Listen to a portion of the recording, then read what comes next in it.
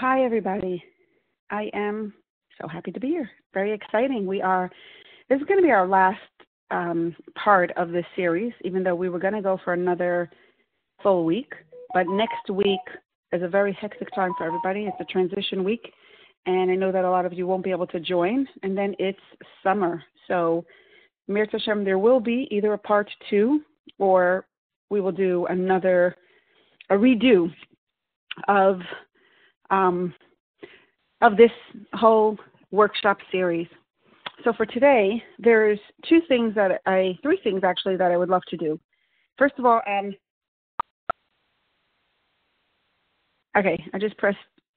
just opened the conference. So at any time you can press *2 to speak up, share your thoughts, ask a question. There's three things I'd like to do. Number one is a few of you asked really good questions last week that I would like to address today. And then there's a topic that came up in the past. We said we were going to talk about pain, and we never spoke about that. And I wanted to talk about a few more practical things that we could do to strengthen our connection with our awesome self, with our neshama. So we'll do that. Let's do this in order. Let's first go back to the concept of dealing with pain. When we were talking about Hashem's power, we said Hashem has all the power, and when we attribute all power to Hashem, we free ourselves, we liberate ourselves from frustration, resentment, anxiety, and a lot of other very unpleasant emotions. And we also said that when we attribute all power to Hashem, we own His empowerment of us. So really, pain goes right there. That's where the topic of pain comes in, because there's a third benefit to attributing all power to Hashem. Obviously, there's many more, but 1 second. I just wanted to see if somebody else sent a question. Okay, if there's anybody who sent a question by WhatsApp, please either send it again or text it. I feel like somebody did send a question and I didn't save it. Okay, so the third benefit of attributing all power to Hashem is that we can deal with reality. We can get rid of a lot of our, what I call, suffering. Now, there's an expression in English that many of you may have heard. It says, pain comes from Hashem, suffering is made by man. And what does that actually mean? You see, when we're attributing all power to, when we're not attributing all the power to Hashem, and we're attributing power to other people, and we're not owning our real identity, then we have a desperate need to present ourselves to the world as being perfect. We have to be everything to everyone. And with that, when we try to do that, we're really nothing to no one. But we have to, we try to be everything to anyone because we know that when we're everything, because we feel like we need to. We feel like we need to be perfect. And so we're trying to present ourselves as perfect. And then when we have something painful in our lives, we automatically feel very ashamed. We feel very embarrassed because, what do you mean? I'm supposed to be a person who's supposed to. I'm not a nib. I'm not somebody who has these kinds of problems. We start defining ourselves by our problems, and then we feel not just the pain, but it's like the suffering beyond the pain. Because when something is painful, okay, it's painful. We breathe, we accept, we deal with it. But when something is on top of the pain, it's like beyond the pain. It's like embarrassing. It's shameful. It's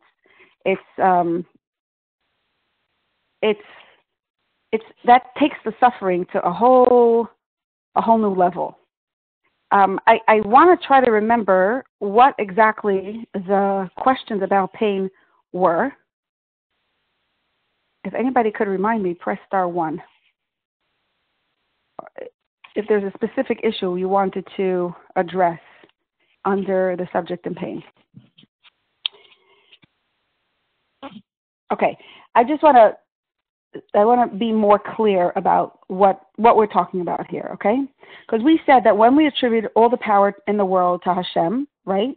We we we start we stop thinking that other people are powers, meaning that we let go of resentment and blame and shame. And then we feel our empowerment. Let's talk about this third thing, okay? When we attribute all power to Hashem, then we stop trying to control whatever is beyond our control. We stop trying to change what's not changeable. We're able to accept reality as reality is, because this is what Hashem made. This is the reality that Hashem created. This is the stage that's mine. And my job is not to change other people and other, things that are beyond my control. My job is to do what is in my control, which is choosing my thoughts, my speech, and my behavior, choosing my perspective, my attitude, and whatever I'm going to say and what I'm going to do. Now, in order to better understand this, I want to give you two different words, okay? Pain is what we experience when Hashem presents us with a loss. Pain is that ouch, that oh my, something went wrong. We lost something. And lost doesn't mean loss of life. Obviously, loss of life is the biggest loss that there is. But it might mean loss of a dream. It might mean the loss of an opportunity, the loss of a friendship, the loss of a picture that we wanted to have of ourselves. The loss, very often, it's the loss of reality as we wanted it to be. The loss of our desired version of reality. I imagine myself to be considered an A student, and actually I got my report card and I am a B student. That's a loss of my desired version of reality versus what actually is. And I wanted to get this job and I was rejected. I wanted this particular shidduch to work out. I wanted my friend to be there for me. Turns out we got home from seminary and she's a whole different person. And all of a sudden, I thought I had a really good friend in her, and it turns out I don't. So all of these are different types of losses, and obviously nothing could be compared to loss of life. But every time we lose a dream, we lose a hope, we lose something that we thought was a blessing, and now it turns out that blessing is not there for us. It is very painful. But there's something much, much, much worse than painful. Painful, okay, obviously we don't control what other people do. In all these situations, there's nothing we could do. You can't, if a friend, you come back from seminary and she changed and she's just less interested in you, and she kind of turned a few inches in a different direction, and you realize this is not somebody you really want to, be so deeply connected with because you lost that connection. That's painful, but there's something much, much, much worse than that. And that is that, well, I'm sorry, I was distracted by my own thoughts, saying it's not just painful, there's nothing you could do about it. You can't change her. You could have a conversation with her that might wake her up, because out of concern for her, that she shouldn't be, moving in hurting herself, but what could you do beyond that? You can't change her. You can't control what she's going to do and what she already did, for sure not. You can't change what happened. You can't say, oh, I wish I had I was born in a different family. I wish my family had more money. You could wish, and you could feel pained that of a certain challenge in your family, but without accepting that this exact family Hashem chose for you, this life that you have, this body, this genetics, these strengths, these weaknesses, exactly what is yours belongs to you, and it's intended for you, and it's the only way that you will be able to fulfill and complete your mission. It's where Hashem needs you to make a difference, where Hashem needs you to shine, to let Him make a difference. So when we don't accept our reality, then there's a whole new level beyond the pain, and that is what I call misery. Misery is when we're unwilling to accept Hashem's plan, when we're unwilling to accept Hashem's version of reality, which is reality as it is. Pain is the loss itself. Misery is the belief that because of this loss, I cannot be my best self. Because this situation is the way it is, I cannot shine. And it's really not true, because there's always something we could do. Maybe we need to change something. Maybe if I really can't show up in this situation, maybe the pain means that in other words, we always have to let the pain be a trigger for something good to happen. It always has to give birth to something different, something new that would not have been there before. Sometimes it's going to be bringing out a better part of us, like as a response to that challenge. Sometimes it might mean, pushing us to, in like the examples before, I didn't get that job, but look, it made me get my act together and write a better resume and apply to places that I didn't think I would, and it turns out it's an even better position for me. Or I really lost out on that friendship, but because of that, it forced me to turn to somebody else who I wasn't really so comfortable with, but because I really needed friendship, I turned to that person, and it turns out it's really good for me. When we accept reality on reality's terms, on Hashem's terms, it means also taking responsibility, full responsibility for our ability to impact where we're going to go from here. It doesn't mean, okay, now I'm stuck and now I'm always going to be sad and I'm always going to be in pain and I'm always going to be, in this limited reality. No, it means, okay, now I'm standing here. Let this here and now be a springboard. Where am I going to go with it? Because when we're busy with our misery and like refusing to accept reality and like just keeping on harping on what should have been and who am I going to blame for this and it's her fault, and we're wallowing in resentment and feeling sorry for ourselves, we feel weak. And in that place, we're kind of just, we're going around the same bush. We're sitting in the same puddle of mud. As opposed to, okay, I accept it. It's really hard. I hate it. But now what am I going to do next? Where am I going to go from here? And that's the difference between pain and misery. Pain is painful. The only way we could deal with pain is really asking Hashem to heal us. It's being nice to ourselves, being kind to ourselves, speaking gently with ourselves, doing things that can help us heal and help us feel better. And at the same time, move on. Do something. Let your pain be a birthing stone for something new, something beautiful, something special. A lot of times when we talk about pain, I use the visual of a bump in the road. In on the path of life, right? Sometimes the road is smooth, and sometimes the road is bumpy, right?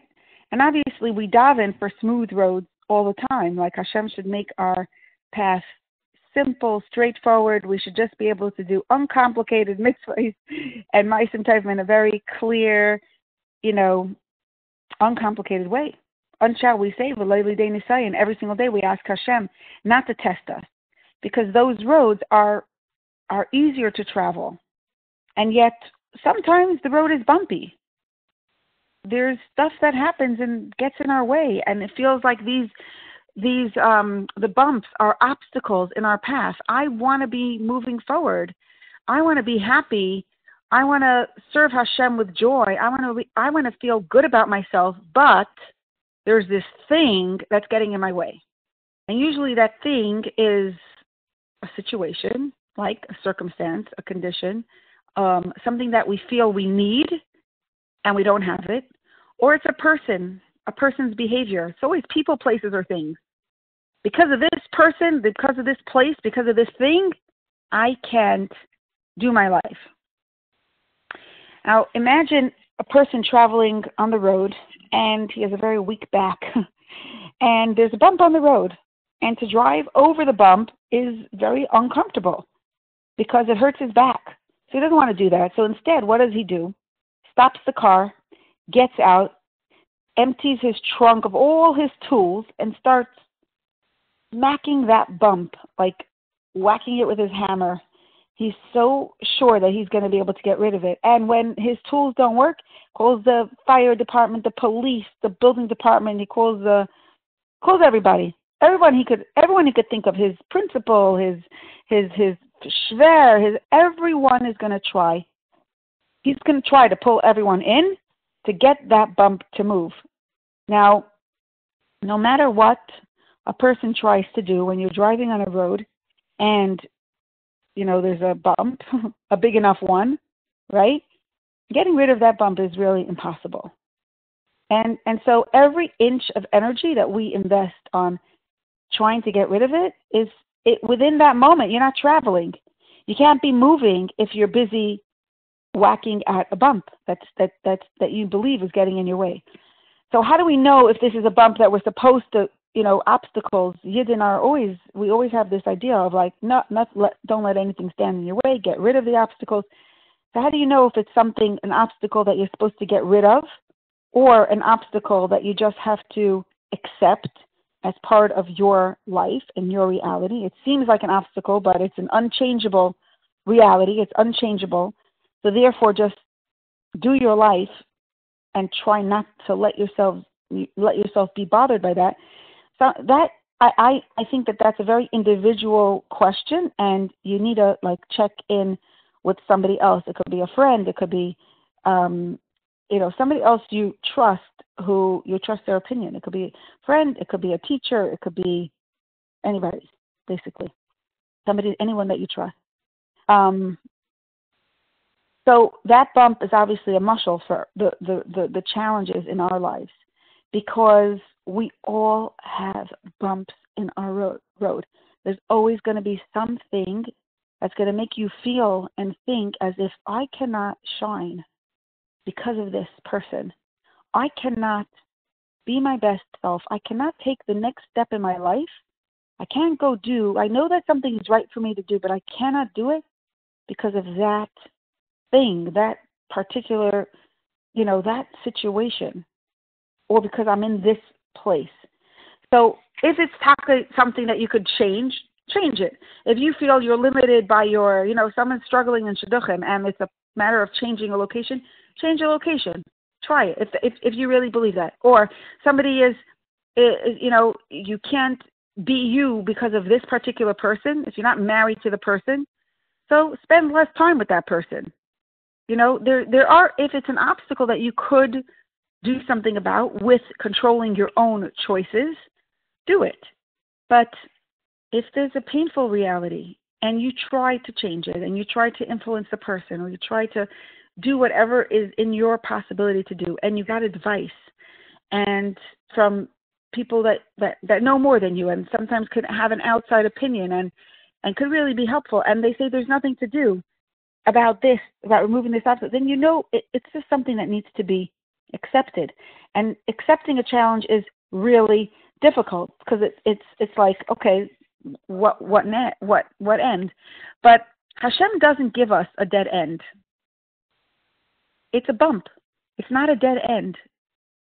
Challenges could really be difficult, and it could be very, very, very, very painful.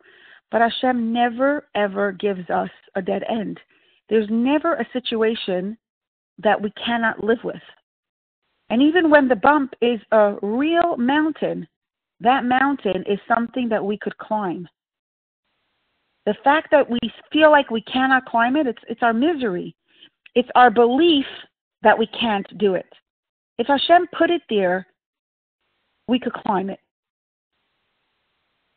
Because actually, challenges and pain never get us stuck. We're never stuck because of a challenging situation. We're stuck because our beliefs about ourselves in the situation.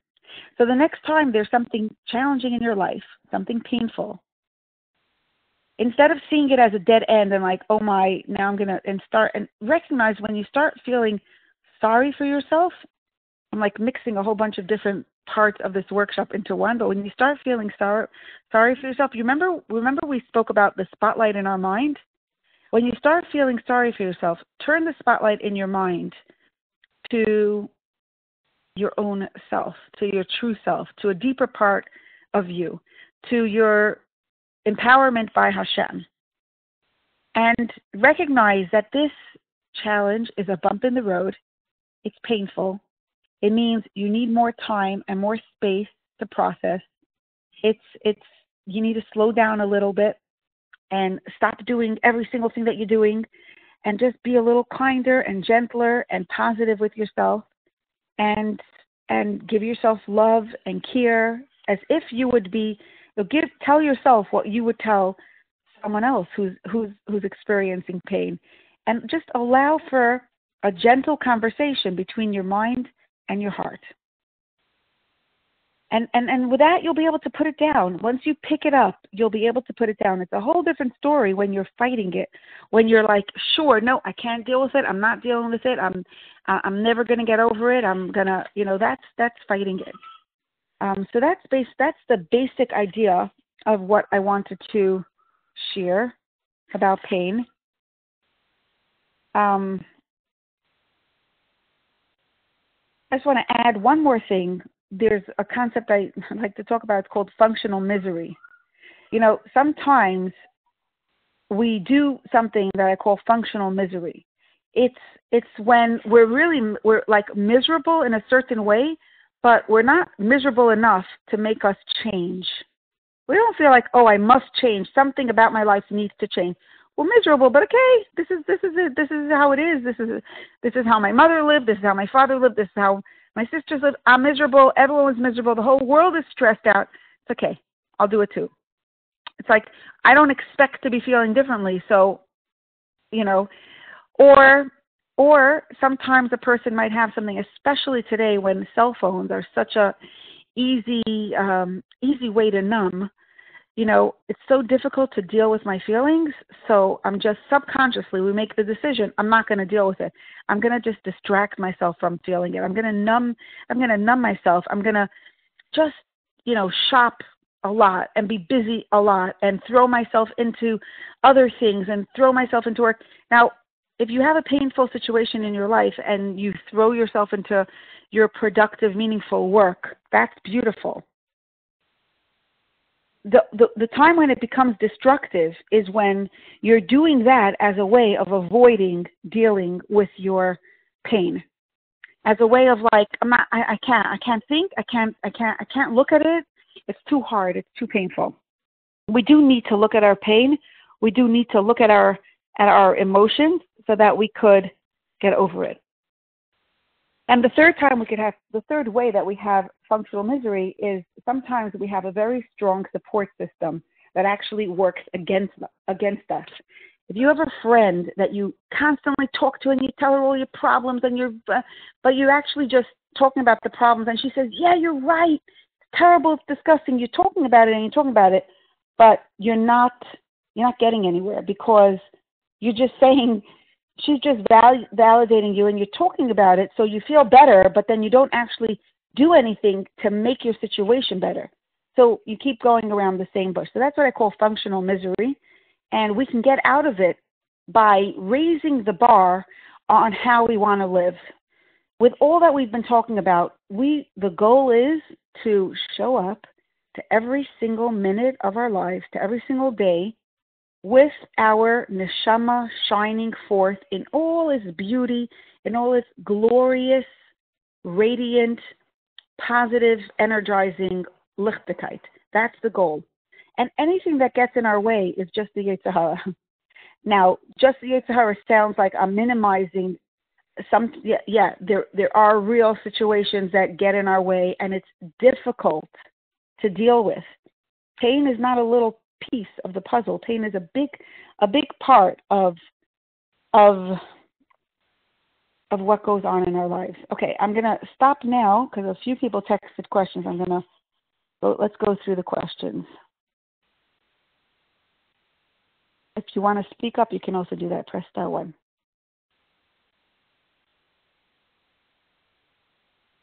I feel that when I talk to myself about the problem, after a while it explodes into a resentment. What do I do then? So talking about the problem, and I'm so happy you asked me this question because it's how you talk about it that matters. When I say talk to yourself, I don't mean talk about the problem. I mean, face your feelings. I feel rejected. I feel hurt. I feel lost. I feel alone. And then and then comfort yourself. That's a whole different thing than repeating in your mind, oh, she's such a traitor, look what she did, and oh my, look at this, and it's so crazy. That's a whole different way of conversation. What I mean of is like face your feelings, face your emotions, face what's going on in your heart, and then let your mind have a conversation with your heart.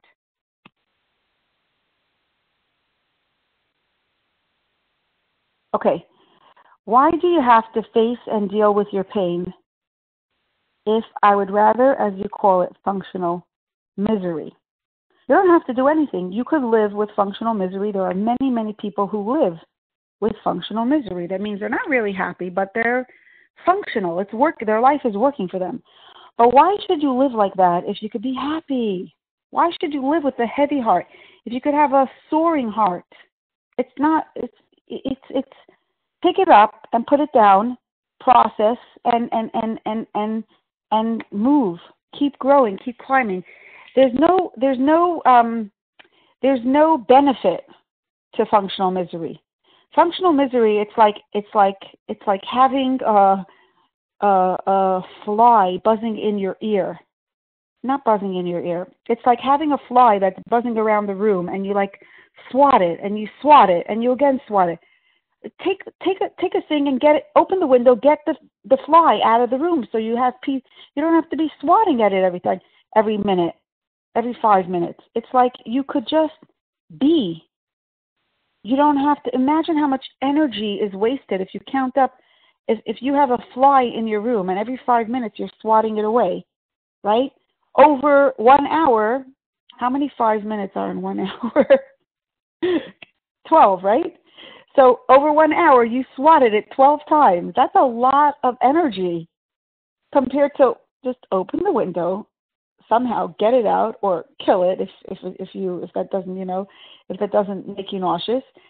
And imagine all that energy that you free up, all that space you could fill with positivity. So functional misery is a big drain of energy that we don't even realize how draining it is. When we're functionally miserable, there's so much that we need to do to ease the misery.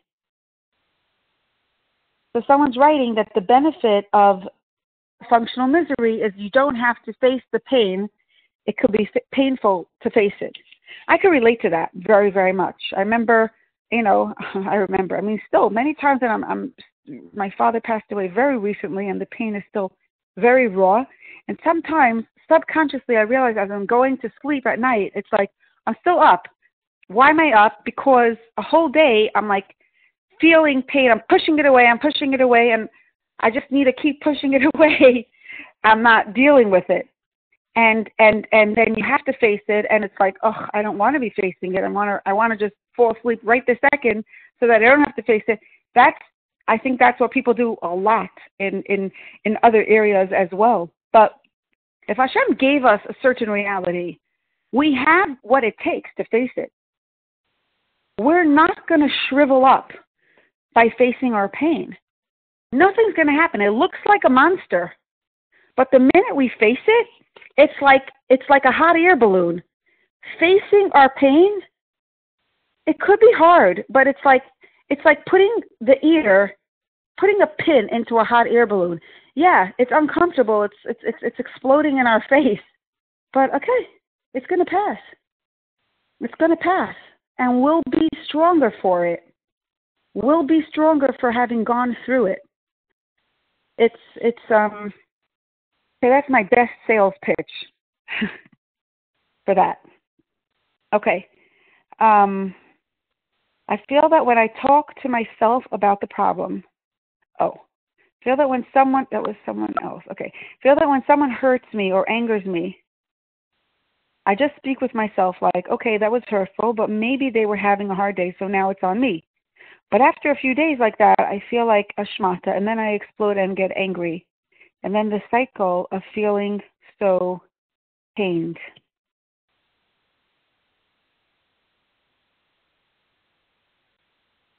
Okay. When someone hurts me or angers me, that's a different story. First of all, if somebody angers you, what does that mean? Like hurts you and angers you is two totally different things. Anger is a cover-up for hurt, really. Anger says, I don't agree with this reality. This is what I'm seeing, but I disagree with it. I want to cancel it, but I can't cancel it, so I hate it. I'm going to be angry at it. That's anger. Pain is deeper than that. Pain is I was hurt. Something unsettled me. I just got an invitation to my mind, and it could be different kinds of hurt. It could be the loss of a dream. I wanted this person to be a friend. It turns out she's really not. Okay? I wanted this person's kindness. I needed this person's kindness.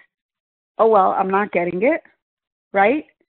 And it could be sometimes something in our own mind. I got a label. Oh, it hurts me that someone just put a label on my head that says you're not important enough.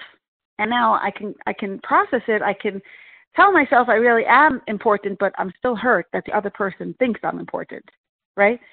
We have to accept reality. We have to do the work. And then the question is, okay, so now this is the reality. It's hard. I don't like it. But what am I going to do because of that? What positive change is going to sprout forth from within me because of this? And with that, I have to tell you that the pain is worth it. You know, you could, it's not just, oh, they were having a hard day, so they dumped on me, and then you tolerate it, that's functional misery. Okay, I hate it, but okay, what could I do about it? And, you know, I'm gonna just tolerate it and then I explode because I can't tolerate it. We're not talking about that. We're saying someone did something, it's a loss. Make a decision, have clarity about that. It's not that, oh, they were having a hard day. It's like, I wanted something. It's not about them, it's about me. I wanted love. I wanted kindness. I wanted gentleness. I wanted friendship. I did not want somebody speaking nasty to me. Oh well. And you say, "Oy, Hashem, I really need that." And just by validating it, you feel already better, and that's very different than saying, "Oh, they were just having a hard day." That's very different. And then if you say, "I wanted this and I got that," and it's a friend, you know, it's like, okay, you see, there's a certain pattern here. You know, if you park your car in a certain place and it gets rained on or it gets dirty, you just, after a while, you don't park there. Like, don't go there. If you're drinking something and it turns out it's poison, don't drink it. It's not good for you. So dealing with the pain and facing it has to inspire us and energize us, motivate us to make certain changes. And obviously, if it's a husband, it's a different story. But even with a husband, it means like, oh, something needs to change here. It's not enough to tell myself, oh, he just had a hard day. It's not enough. It doesn't work. I have a need to be spoken to differently, even when someone has a hard day. So from that place of acknowledging that need, you could have a conversation without the anger, without the outburst, without the explosion of resentment. You could just say, oh, I really need something. This is what I need. It's a whole different ballgame. How do you practically deal with pain in a way that doesn't let you get stuck in it? That's a really good question. Also, if someone went,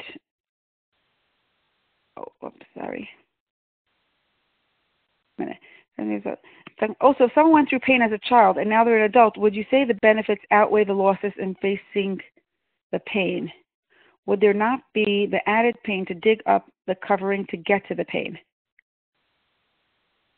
Okay, these are really important questions. How do you deal with pain in a way that doesn't let you get stuck in it? People sometimes think they need to go to therapy to deal with their pain, and they could park in therapy. I'm not anti-therapy. I think for some people it's a very important, if somebody went through trauma, sometimes they don't have the ability to have a conversation between their mind and their heart. And that's for me, the biggest reason why a person should get outside help, to be able to have a conversation with all these tools that we've been talking about. You need to be able to have a conversation between your mind and your heart. You need to be able to look inside and identify, what am I feeling?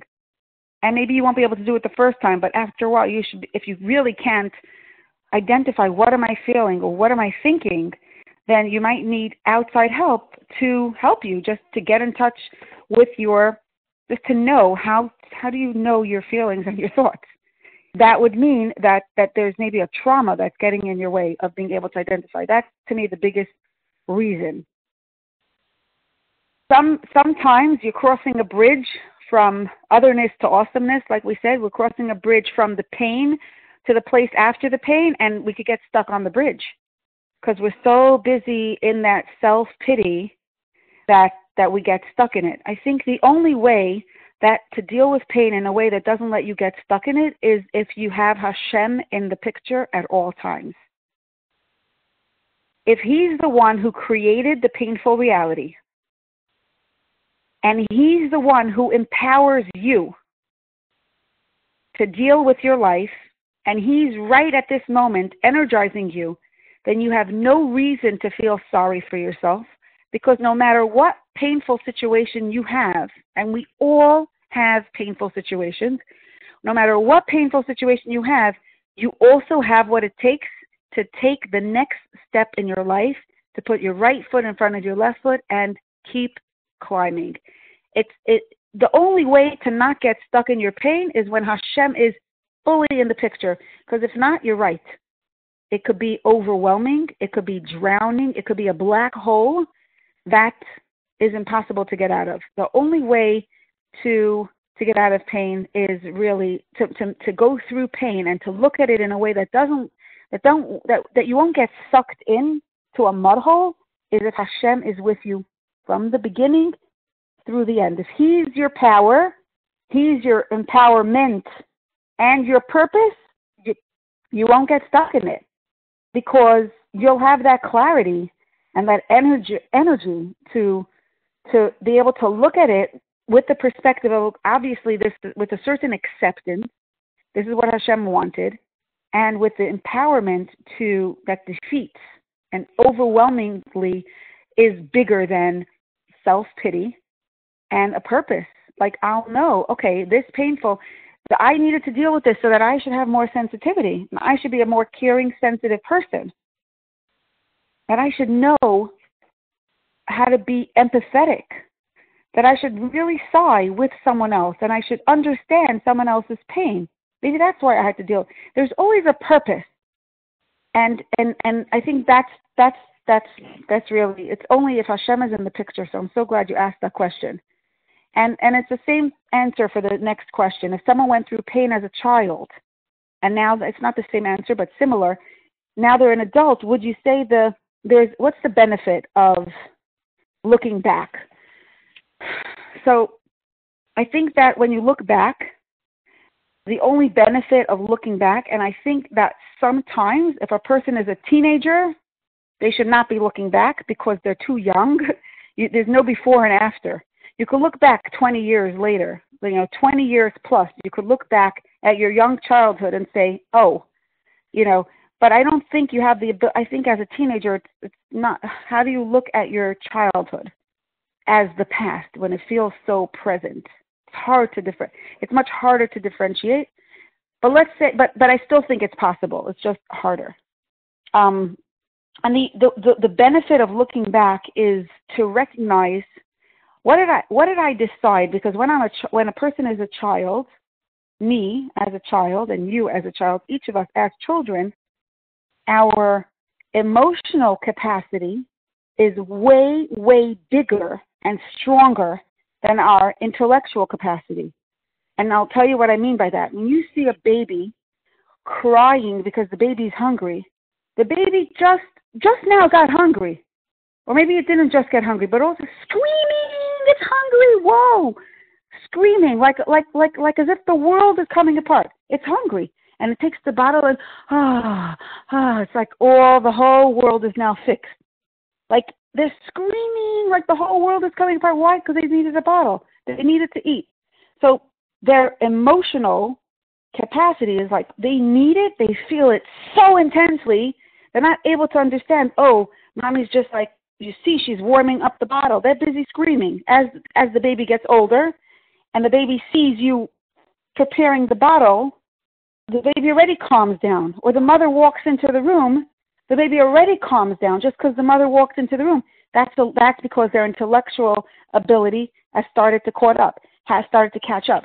Now we, as children, we had experiences, and everybody, I shared on this teleconference, I got kicked out of class a lot, right?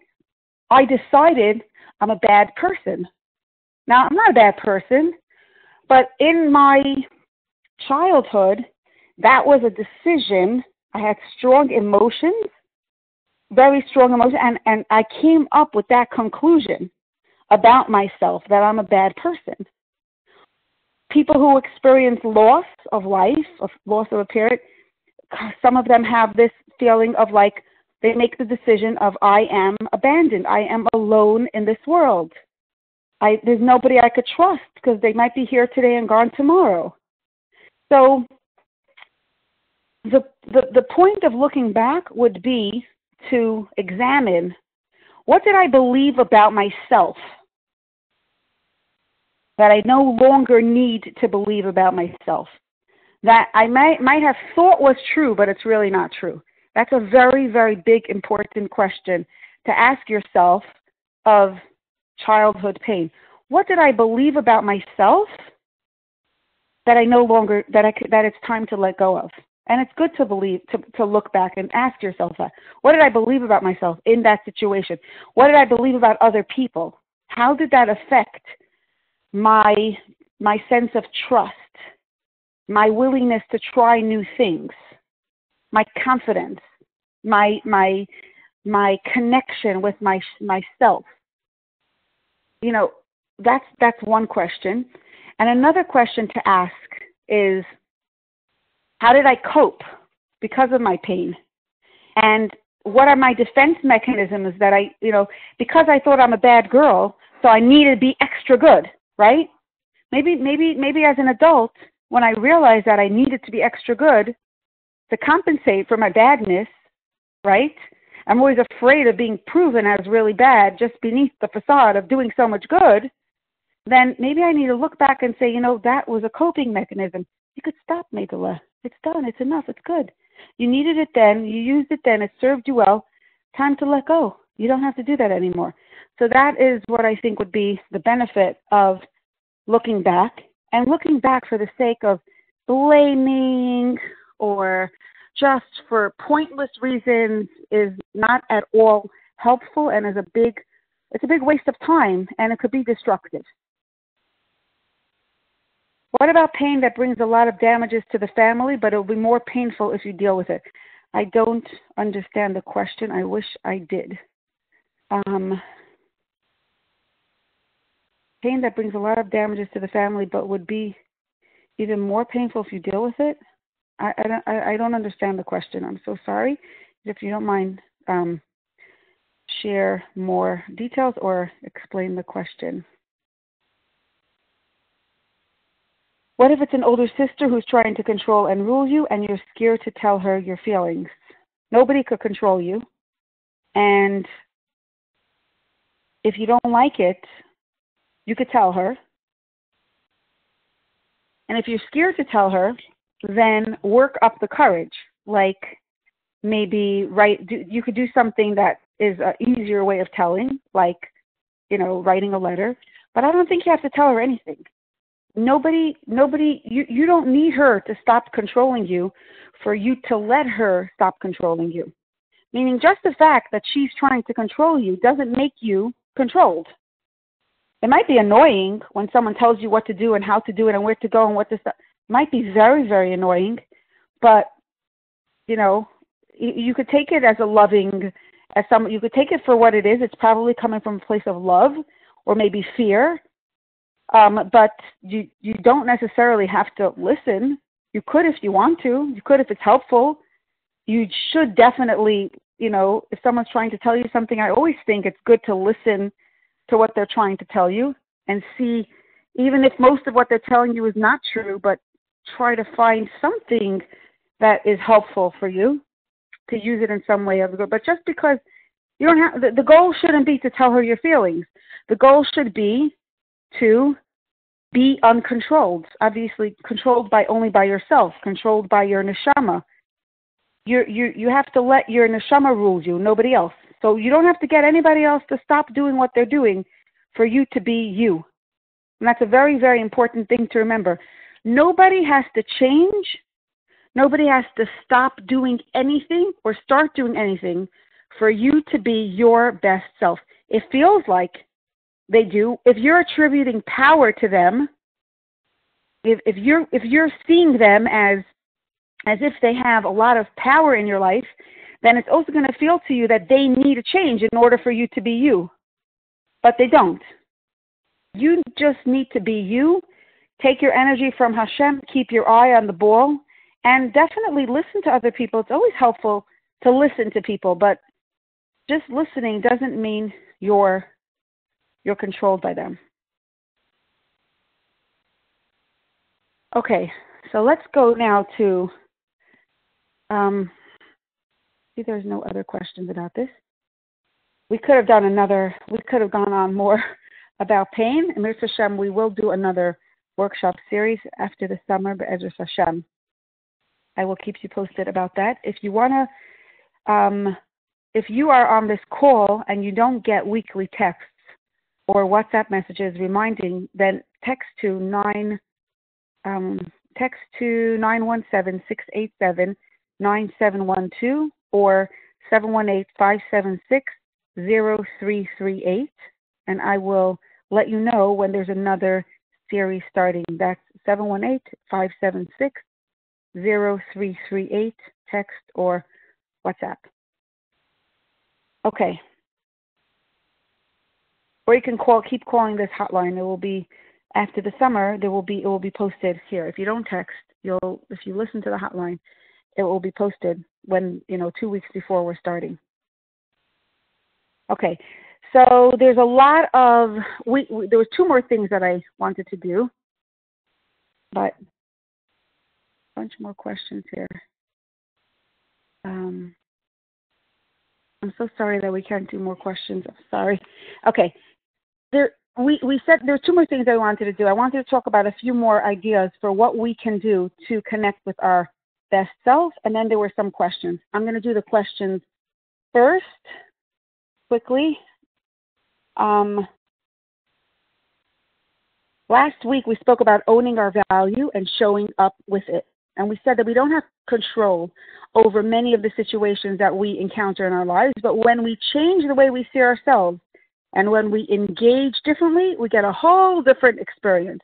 And we spoke about living life as either observers, escapees, victims, or givers, carriers of Hashem's life, and carriers of Hashem's light. So observers is like, okay, just watching life pass us by, like totally like passive in our lives. Escapees is like we try to avoid situations. Victims is like we're constantly feeling sorry for ourselves, and we hate ourselves and other people, or we're givers. We really see ourselves as people who have a contribution to make to other people. So somebody asked, is it our job to take every opportunity to make a positive impact on others we meet? How do we do that in a practical way? Is it like saying it's Torah or saying something nice to them? And so here's what I want to say about that. I'm going to ask you a question, actually. Have you ever worn a wedding gown? Of course you did. If you wore something, maybe if either, a sister's wedding, or if you're a young newlywed, your own wedding, if you wore something really beautiful and you wore it with pretty shoes, heels, and your hair was done, right? When you wear a magnificent gown, you walk differently from when you're wearing a schmata sweatshirt and sneakers. You move with more elegance. Your steps are slower, more deliberate, more like a queen, right? Now, if I wanted to teach you how to walk that way, there are two ways of going about it. I could explain it very carefully to you. I could describe it using very, very accurate descriptions and measurements and maybe diagrams and pictures. I could show you video clips of how people walk when they wear the gown. And I could try to, hold your hand and, maybe teach you literally step by step how to do that. And this way of teaching would be extremely limiting. It would be so hard for you to get what I'm trying to say. There's something very different that I could do that would be much, much more helpful. I wouldn't have to use any words. You would right away understand exactly what I'm trying to tell you. So what's this second way? The second way is I could just invite you, put on the gown and the beautiful pair of shoes. Stand in those shoes. Stand in that dress. And from there, nobody will need to tell you how to walk like a queen, how to walk with more elegance. You'll automatically feel differently and you'll walk differently. How do you walk when you're wearing something that's extra pretty? I don't know. Put it on and see for yourself. From there, everything else is commentary. So I feel like that's a good visual for when we're talking about owning our neshama. I don't want you to get distracted by the details of what you should do. More important than what you're going to do, it's own it. Because I don't want you to limit this ownership to something specific that you will do or to something specific that you won't do. I would love for you to put on the dress and see for yourself how it feels. See for yourself how you walk differently. Connect with your neshama. Own it. Own your unstoppable empowerment. And now, with that, where is it going to take you? So yeah, it might mean for some people they might share kind words or they might share a Dvar Torah with every person they meet. But it's so much more than that. Sometimes it's about knowing the right words to say. Sometimes it's knowing what not to say. Sometimes it's about doing something. Sometimes it's about holding back from indulging in something that we want. Just put on the dress and see what it does for you. Connect with your neshama and see where it takes you. It might make you want to contribute a Dvar Torah. It might make you want to contribute a compliment. It might make you want to contribute a smile, or sometimes it might make you want to stay away from a certain place. I don't know what it's going to make you want to do because I'm not you. Just never limit how far it could take you. The more you connect with your neshama, the more you will gain from that connection and from that empowerment. Okay, that was one question. And the other question that we're going to talk about today is we gave an example last week of meeting a teacher with whom you really didn't get along, and we talked about the value of apologizing. When we own our value and we have a strong sense of who we are and we know that we're truly worthy, we could take criticism. We could afford to apologize. We could look at ourselves and say, yeah, I'm weak in that area. Remember we had a mashal where we separated between a cup and what goes into a cup? A cup is what holds everything inside, right? A cup needs to be strong because if it's not strong, it's a huge problem. Whatever's in it leaks out. What's inside the cup is important, but if the cup is very strong and solid, then if some of the water in the cup spills, it's okay. We know that it's not a very massive problem. We feel secure because the cup is strong. We could always fill the cup again. And that's a mashal for the cup, and what's in the cup is our own identity. It's what we get from Hashem. It's our foundation. That's our essential, fundamental sense of dignity, worthiness, and empowerment. And what we get from people is like what goes into the cup. It's important, but it's not a deal breaker. It's not a maker or breaker. And I think that's the same with being able to apologize and being able to accept criticism. If someone's cup is broken, if a person does not have a strong sense of untouchable, unchangeable value, then when someone hurts us or criticizes us, we feel deeply broken. We feel like broken on a very, very deep level. So last week we gave the example of I want to be big enough. I want to be the adult in the relationship, so I'm going to apologize. It doesn't mean that you need to expect apologies. I didn't even say the person's question. I think the question was, I didn't say that. I think the question was, we spoke about the value of apologizing, and does it mean that we should expect other people to apologize to us? So I think if we're expecting ourselves to apologize for our mistakes and to be the one to fix what we broke, doesn't mean that we need to expect others to relate to us in the same way, because they were not part of this workshop. They did not come here. They weren't listening to this. Most people find it very hard to apologize when they make a mistake. You know? On the other hand, I do want to say this, and that's why I took the time to speak about this question, is because I'm always afraid that people will use these ideas to tolerate abuse and perpetuate dysfunction. Like, if you feel like you really want an apology, it's worth discussing it with the other person and see what you could learn from the situation. See how the conversation goes. Okay, I'm going to stop here with the questions, and let's conclude with 6 little ways that we could practice connecting with our neshama. Now, I know that the question that's going to come up is we were talking about our neshama as spiritual, as like thinking about Hashem, thinking about our neshama, saying Adonai Lam and taking it in and saying Elikai Neshama Hashem Satabi. All that is still true. At the same time, when you do an action that in your mind is linked to a belief, you are connecting very strongly to that belief. That means if I believe that giving tzedakah, giving tzedakah brings Mashiach closer, okay, and I think about that as I put a nickel in the pushka every day, then that action reinforces my connection with doing something to bring the Geula closer. All of a sudden, that's more on my mind. That becomes more of a value. That takes up more space in my life. Whatever you do, when you take action based on a belief, you reinforce your connection with the belief. So what we're going to talk about now is just a few little things that could demonstrate self-respect. And when you do these things, if you do them because you want to respect your neshama, it will help you connect more deeply and reinforce your connection with your neshama. So the first thing is stop putting yourself down. Speak respectfully. You know, I think that most of us, as we go through our day, like the words that we call ourselves, Shlamazel, you're such an idiot, you're such a loser, like all these kinds of things that we just like say about ourselves. Now, if you think about it, Hashem is part of who we are.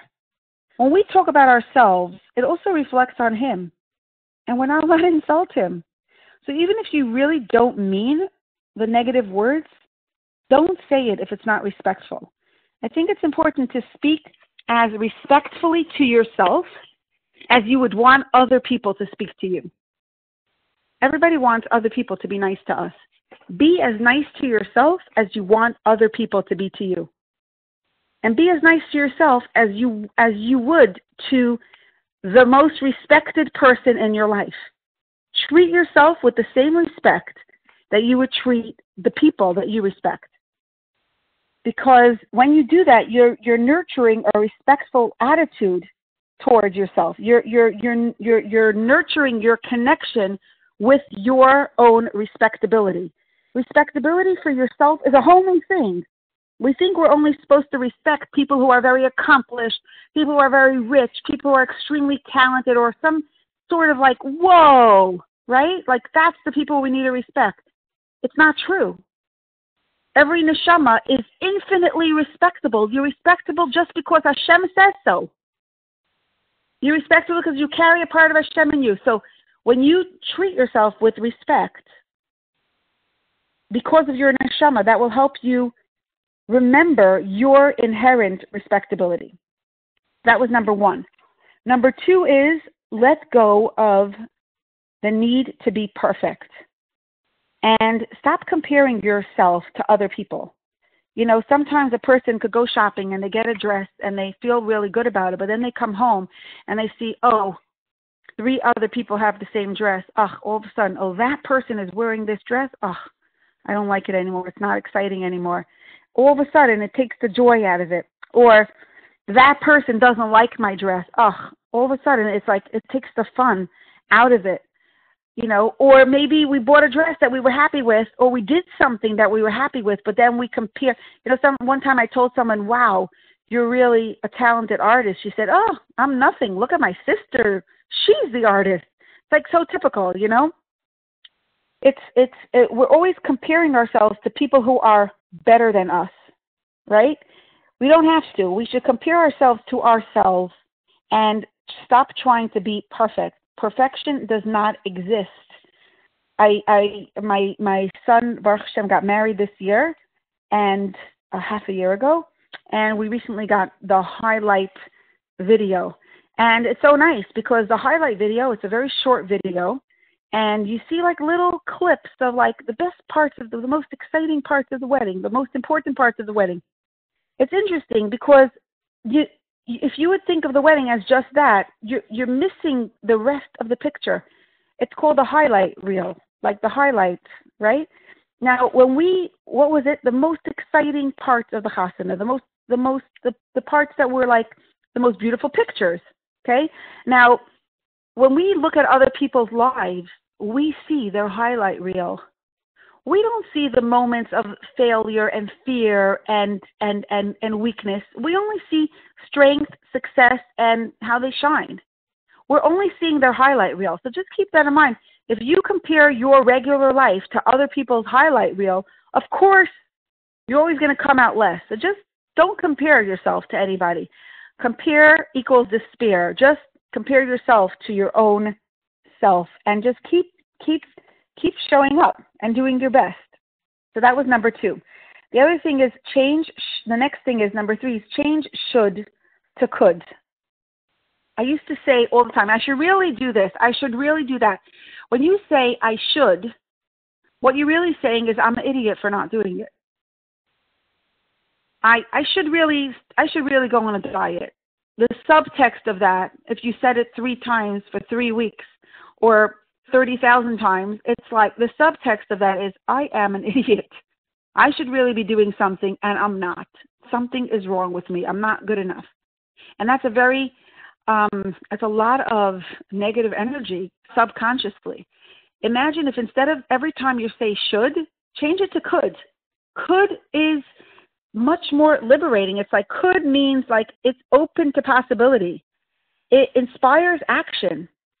Should means like, I'm a nebuch, I'm disempowered, I'm like weak, I'm not good enough. Where could is I could. Actually, I really could. It inspires possibilities. It inspires energy. It inspires motivation and real change. Okay, that was number 3. I want to review the list. Number 1 is speak respectfully and stop putting yourself down. Number 2 is let go of perfection and comparison. Number 3, change should to could. Number 4 is raise your standards of respect. And what I mean is like, we aren't very sensitive to the very many ways that we disrespect ourselves and other people. We interrupt other people. We get in our own way. We could control what we ourselves think, say, and do. We could control our behavior, and we act as if we can't. But I think, I couldn't help it, so I just had to, I had to go shop. I had to eat junk food. I couldn't stop myself. If we try to proactively do something every single day that demonstrates our self-respect. It could be something teeny, like cleaning up after yourself from breakfast, or making your bedroom a little bit neater, or buying yourself something pretty, anything. It could be something bigger, like taking care of something that's in the back of your mind that you really need to take care of, that you've been pushing off. Whatever you do, as long as you're doing it with a conscious decision, I'm going to respect myself by doing something important or doing a little something that's going to demonstrate respect. When your friend is coming over, you make your bed, you sweep the floor, you clean your room a little. Do it for yourself. Do it for yourself. Do act with the same respect to yourself that you would give to others. And number 5 is say no to your habits. I say no to your animal self. Say no to your cravings and impulses. I used to think that every time I really want something, it's like I have to honor myself by saying yes. If I have a habit and a behavior, I'm going to do it. But I think that when we say no to ourselves, I remember once when I was much younger, I used to read novels. I really liked reading, and I would just read. And sometimes it would be in the middle of a book, and it was 12 o'clock at night, and I wouldn't stop because it was such an interesting book. And obviously this was before I was married, probably also when I was married, but really when I was much younger. And I remember once putting down the book. I was old enough, I was probably married already, that I needed to do that. And that's a necessity is the mother of invention. I remember putting down the book at probably when it was a time that I should put down the book, it was the right time to put down the book. I remember thinking, I am stronger than this book. I am worth it to stop reading. I am not going to be held captive. I am not going to be a prisoner to this book. I'm not going to be in jail. I'm not going to be a slave to it. And I also used to think, like, more recently, I Baruch Hashem, just the last few weeks, let's see how long it lasts, I'm saying no to sugar. So I used to think, yeah, I deserve it. Like, I deserve this. Now I'm like, no, I deserve to be able to say no. I'm important enough to say no. My time is precious. My life is precious. My body is precious. I'm going to carefully consider and be very, very selective about what I do with my time, what I do with my mind. It's not like big deal. It's not bad, so I'm going to read it. It's not bad, so I'm going to watch it. No, my mind is so precious. I'm not going to watch something just because, or read something just because it's not bad. It has to have value. It has to be contributing something to me because my mind is so precious.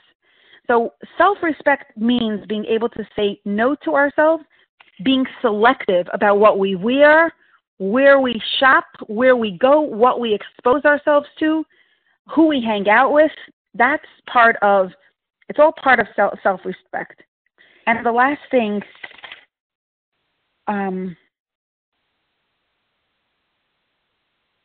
there's many more things on my list here.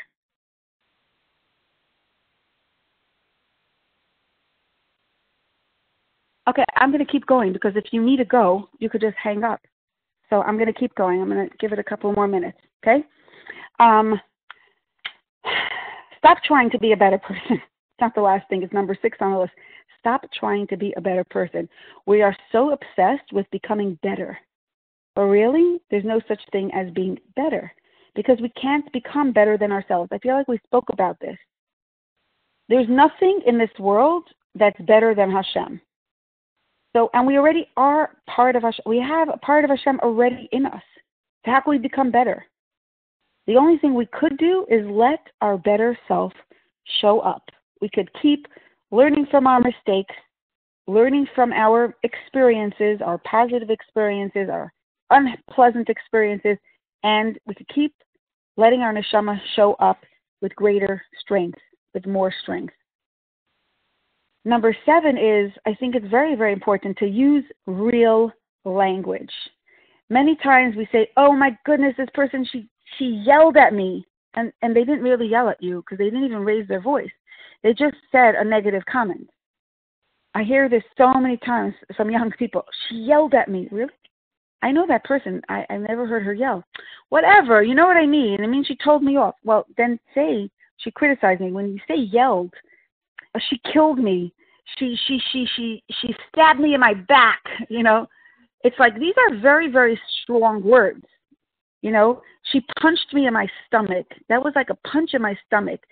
I think it's very, very important to use real words, because that helps us get in touch with our real feelings and separate the extra commentary delete the extra commentary and just deal with reality as it actually is.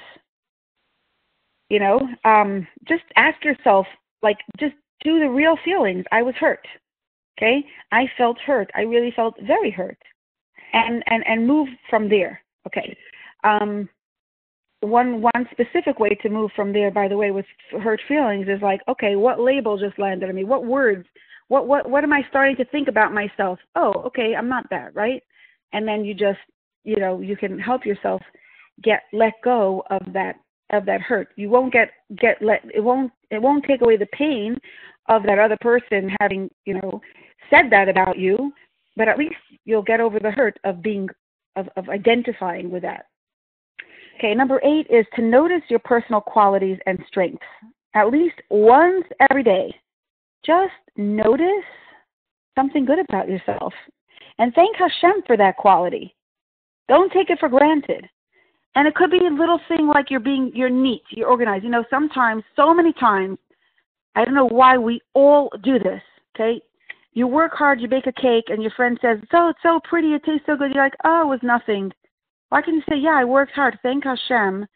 I am so grateful to Hashem for making it come out good. Why can't you say, someone says, oh, you're so pretty. Say, thank you. Baruch Hashem. Don't say, oh, you should see my mother. Just say thank you. And don't try to push away the compliment because it's a gift. And say thank you, Hashem. And even when you don't get a compliment, look for it yourself in your own mind. Notice something beautiful about yourself. And I'm not just talking about your beautiful looks. I'm talking about a certain strength. If you got through a difficult morning, let's say you're a teacher and you had a difficult morning and you got through it with your dignity intact, just thank Hashem. Wow. Thank you, Hashem, for making me be a strong person that I was able to tolerate that. Thank you, Hashem, for giving me patience to deal with that kid. Thank you, Hashem, for giving me pain tolerance to be able to go to the dentist and the courage that I needed to go to the dentist. So I hope you get I hope you get this message. This alone, noticing something about yourself every day and just thanking Hashem for the gift of being you, for the gifts that He gave you and He's giving you today. It's that in itself. If you do it for 2 weeks, it's really transformational. And okay, another thing is, and this is the last thing, it's you can't walk around the whole day thinking about your neshama. You're not going to.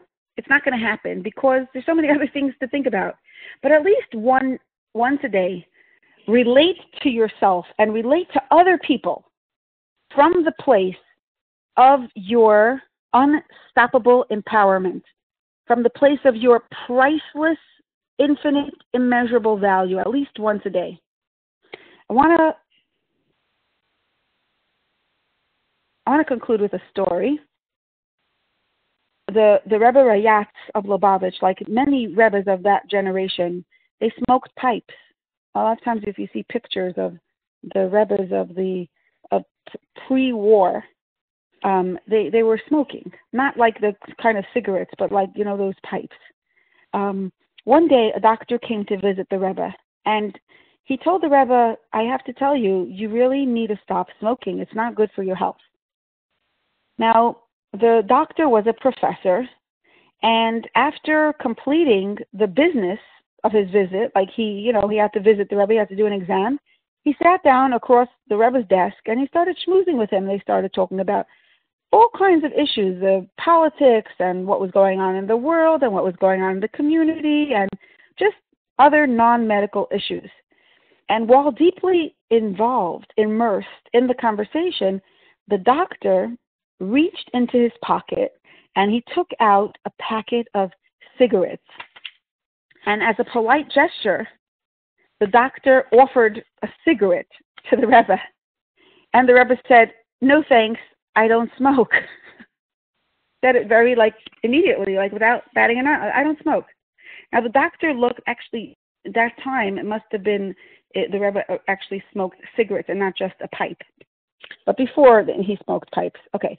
The doctor looked to the side of the desk, and on the desk there was an ashtray, and there was cigarette stubs, and it was the Rebbe's desk. And he just said, "I don't smoke." So he was confused. He looked up, and he looked at the Rebbe straight in his face, and suddenly it was like a light bulb went off in his head, and he's like, oh, because the Rebbe had said, "I don't smoke." Why did the Rebbe say, "I don't smoke"? Because that minute, when the doctor gave him that advice, he made a commitment to change his identity from a smoker to a non-smoker. It was a huge change, but he said it in 3 words: "I don't smoke." So, in closing, if we want to be free of emotions that really suck the joy and the energy out of our lives, we really need to change the way we see ourselves. If we want to upgrade our lives to awesome, we need to see ourselves as awesome.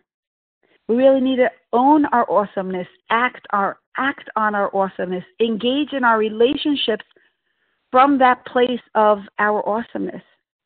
Even if we still have habits and ideas in our mind and behaviors and people in our lives who make us feel, and situations that make us feel sorry for ourselves, like so many cigarette stubs on the desk, we still could decide, I am awesome. I do not do anything less than awesome. I am never less than awesome. I don't have to feel sorry for myself. I don't do self-pity. I don't do misery. I don't do guilt. I don't do resentment. I don't do helplessness. I don't speak that way to myself. I'm not a slave. I'm free to live with Hashem's empowerment of me always. I want to wish everybody a wonderful, happy, lechtige, awesome summer. And we should be meeting very, very soon in the Beis HaMikdash. And that would be the ultimate awesome. And I look forward to continuing this series, or maybe we'll do a review, and then for people who want to join again from the beginning. But we're like halfway through. It's been real, and thank you so much for being part of it. A gute Nacht. Much. Thank you. Thank you. A gute Nacht.